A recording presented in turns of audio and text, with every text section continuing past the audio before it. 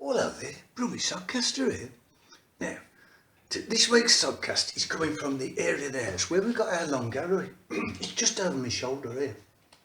Now, the longest long gallery in the country is at Hardwick at 54 metres.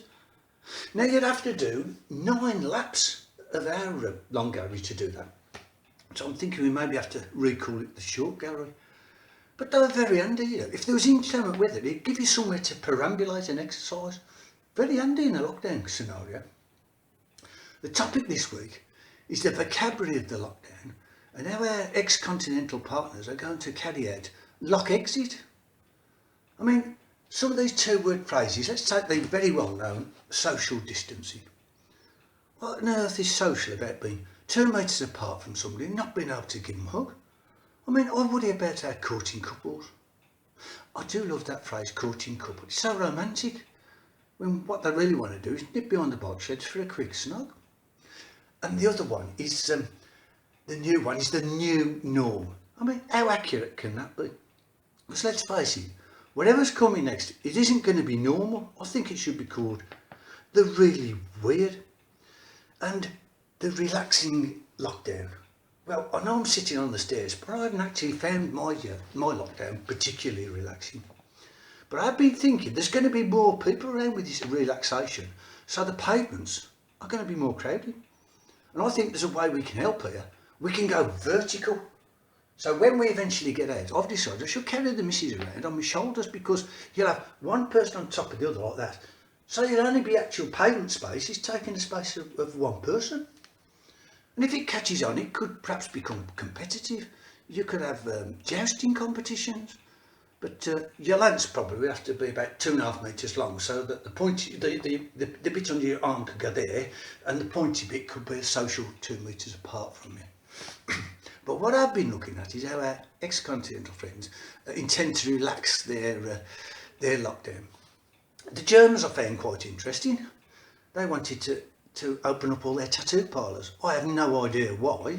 I mean, did they all want "I beat COVID" tattooed across the knuckles? Personally, I would go for the discreet heart on my bicep just there. But the thought of a tattoo machine waggling around on the end of some 2 metre stick didn't appeal to me. I mean, I think I could well end up with this plate of spaghetti scribbled all over my arm. The Austrian stationers as well, the small ones, I like this one, they're being allowed to open. I mean, after weeks of boom, what's up and face ache, what on earth makes the authorities think that the Austrians want to go back to using quills and pens? And I'm not sure about a lot of these things. I mean, and the one that is interesting as well, not for me particularly, because I've not got much hair, but he's getting your hair cut. I mean, maybe they could use edging shears and you could go and ask for a short back and edging. But I do have concern if everybody's going to start to wear masks. I think some accommodation would have to be come to with the bank robbers, because it's only fair that the bank staff have some idea of who's actually going to rob them. And some major takeaway drive-through people, that they're interested in the relaxation as well. But I'm not convinced how that's going to work, because the only way I can see that is that they'd lob the food into the car.